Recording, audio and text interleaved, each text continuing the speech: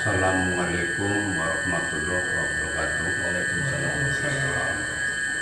Selamat sejahtera dan bahagia untuk saudara-saudara kita di mana saja berada. Malam ini hari Sabtu tanggal 16 bulan April tahun 2022. Saat ini sekarang ada di makam Aki Samsu atau Aki Usman. Sedikit saya mengulas tentang sejarah Aki Samsu.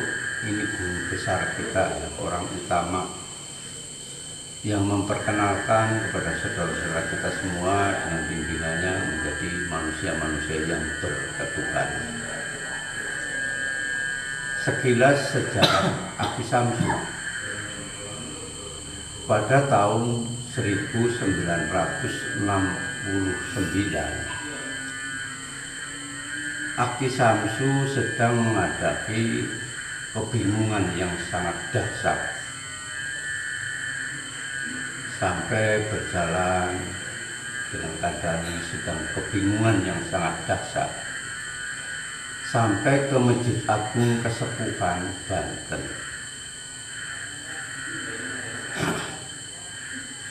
Lah di sana pas tanggal 29 bulan Mei tahun 1969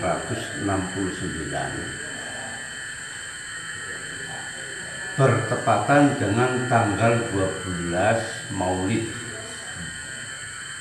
Nabi besar Muhammad Shallallahu Alaihi Wasallam. Di sana Aki Samsu mendapatkan sebuah bimbingan atau pencerahan pas bulan Maulid itu tadi, 12 Maulid, dapat pencerahan.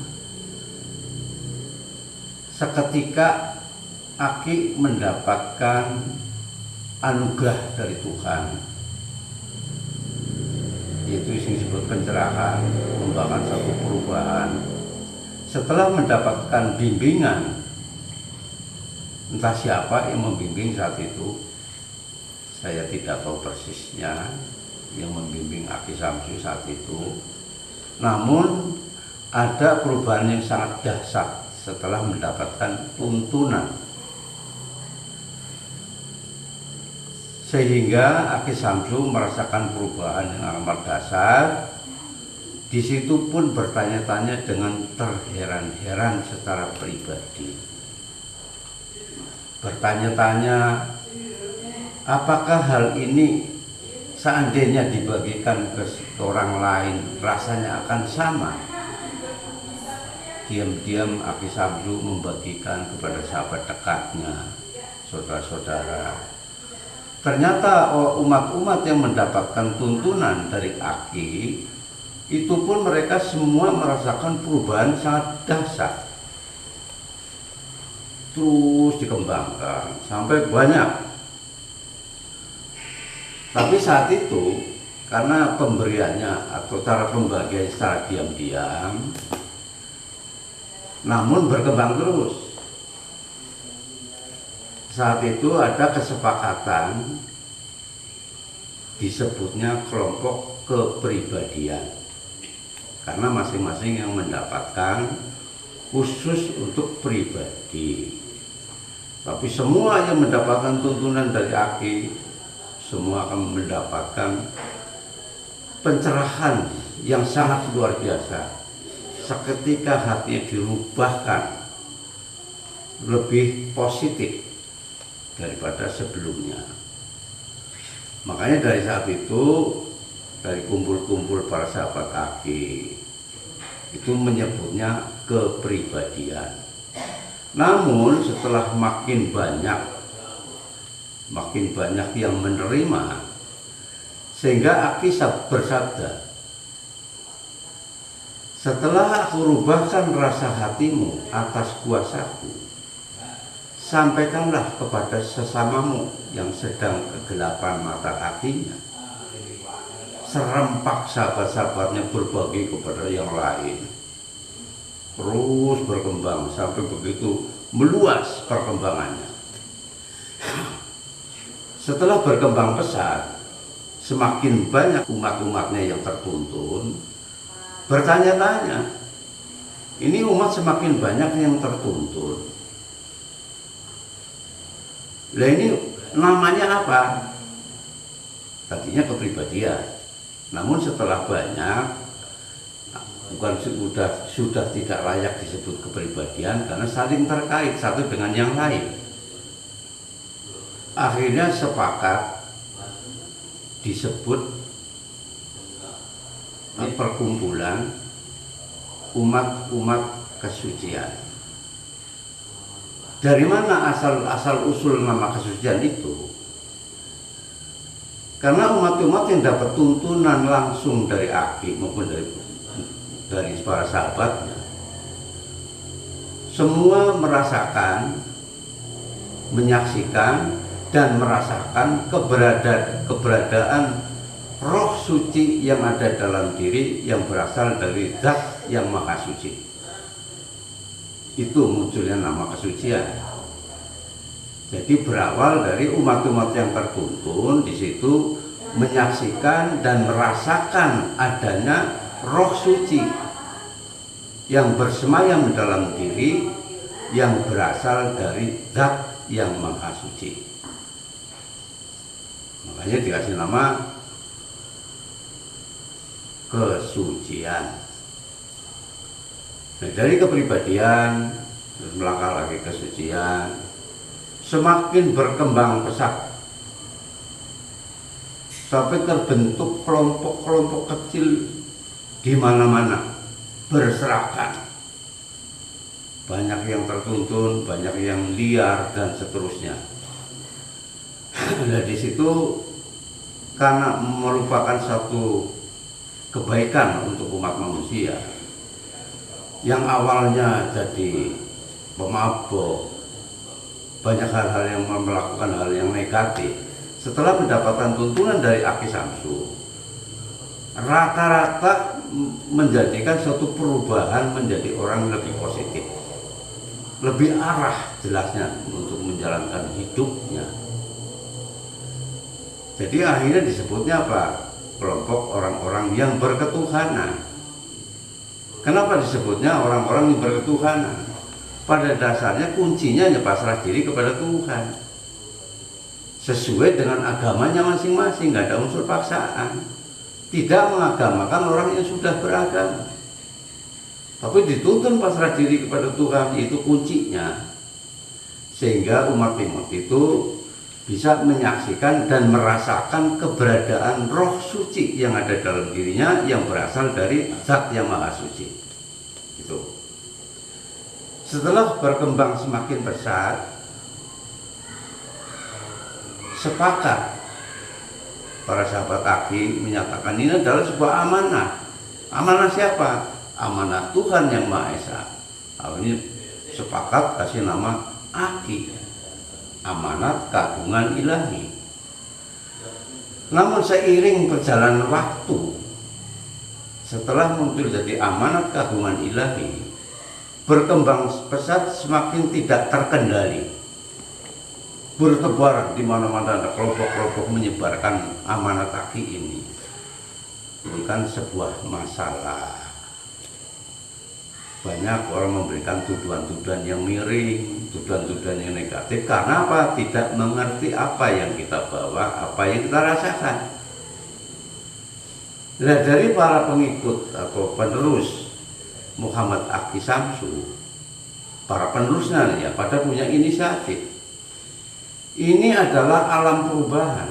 Setiap orang mendapatkan tuntunan ini seketika mendapatkan suatu perubahan diri yang luar biasa.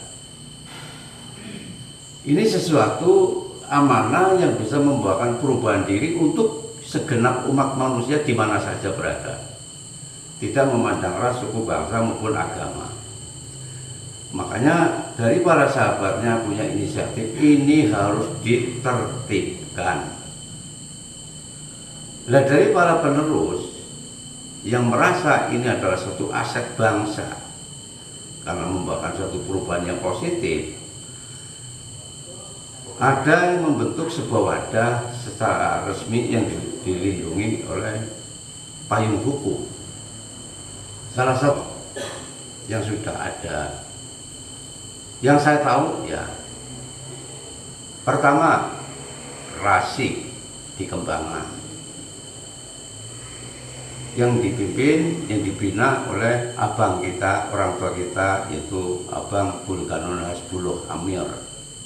Kedua, PPMP Nusantara, yaitu yang bertempat tinggal di Sumur Batu, Kemayoran, yang dibimbing oleh Bapak Andreas. Yang ketiga ada lagi Gema Pancasila, yang sekarang ini dibina oleh Bapak Sri Adityo, yang sahabat-sahabat kita banyak mengenal namanya Pak Jumadi, bertempat di Setu, Bekasi. Di antara tiga ini orang-orang yang punya inisiatif, dianggapnya ini amanat akhirnya adalah sesuatu aset bangsa kita yang bisa membawa suatu perubahan yang positif. Terus menyangkut tentang pengalaman untuk diri saya. Saya awalnya pemain judi, pemabok, penikmat syahwat liar, dan pendendam. Saat itu kebetulan kita lagi mengalami dendam berat kepada seseorang, biasa itu saingan bisnis. Namun setelah dapat tuntunan ini, tuntunan ketuhanan, seketika semua yang kita rasakan sebelumnya, yaitu penjudi, pemabok, penikmat syahwat liar, dan pendendam, seketika secara alami tanpa kita sadari, semua itu aku lupakan. Lupa, bukan dilupakan, lupa seketika. Saya sendiri kaget, kenapa hal-hal seperti itu bisa terlupakan. Makanya saya pribadi juga nyebutnya apa? Alam perubahan. Karena saya awalnya perjalanan hidupnya seperti itu, setelah mendapat tuntunan ini seketika terlupakan. Jadi alam perubahan. Sekarang saya membuka sejarah diri saya sendiri, ya, sedikit membuka. Zaman tanggal 17 bulan September tahun 1989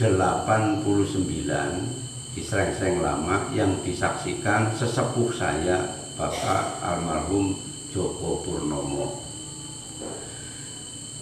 Saat itu saya ditunjuk sebagai duta. Aku pun nggak ngerti duta itu apa, tapi ditunjuk sebagai duta dengan ada bahasa, ibarat kamu dari Jakarta mau menuju ke Bandung, saya antar cuman sampai Bogor. Selanjutnya silakan cari jalan sendiri sampai ke tempat tujuannya. Dengan dibekali satu pertanyaan yang bukan agama, bukan organisasi, bukan partai politik, bukan aliran, bukan kepercayaan, tapi sangat bermanfaat bagi negara dan bisa bermanfaat untuk umat manusia, khususnya bangsa Indonesia, umumnya bangsa-bangsa di dunia. Di hari ini, hari Sabtu, di depan makam Aki, tanggal 16 April 2022, saya jawab dengan sungguh-sungguh, dengan sepenuh hati, itu adalah wahyu kenegaraan yang disebut Pancasila, yang bisa menjadi dasar negara Republik Indonesia dan sangat bermanfaat bagi kehidupan umat manusia khususnya untuk bangsa Indonesia, umumnya untuk bangsa-bangsa di dunia. Itu yang selama ini saya mencari jawabannya. Hari ini saya jawab itu. Dari tahun 1989. Hari ini saya jawab bahwa itu adalah wahyu kenegaraan yang disebut Pancasila. Terus melangkah kedua, saya masuk ke Kembangan. Di sana pun pada malam tanggal 1 Januari tahun 2009, saya pun ditunjuk oleh abang kita, yaitu Abang Bulkanun Hasbul Amir. Saya pun di sana ditunjuk sebagai duta dengan diamanatin agar membuat karya tulis. Tulis itu sudah jadi, saat itu sudah saya serahkan kepada abang di Kembangan yang berjudul Spiritual Baru Indonesia. Dengan perjalanan waktu untuk sekarang ini, saya berdiri di sini, duduk di sini sebagai duta, sebagaimana orang tua yang mengamanatkan kepada saya. Saya menghimbau kepada saudara-saudara lahir batin di mana saja berada, kalau toh memang belum punya jalur, saya mohon, saya menghimbau agar merapat ke jalur-jalur yang sudah ada. Kalau memang ada kesulitan untuk menjalur, saya siap membantu. Mau mengikuti jalur yang mana? Satu. Kedua, kalau memang kalian ada itikat mau mendirikan wadah sendiri, tapi ada kesulitan untuk pengurusannya sampai legal, saya pun siap membantu sampai berdiri. Yang penting, ini sesuatu aset bangsa yang bisa membawakan satu perubahan untuk setiap umat manusia. Tentunya akan membawakan perubahan untuk umat manusia, khususnya bangsa Indonesia, dan akan membawakan kejayaan untuk bangsa dan negara Indonesia. Saya kira cukup sekian. Akhirul kalam. Wassalamualaikum warahmatullahi wabarakatuh. Waalaikumsalam.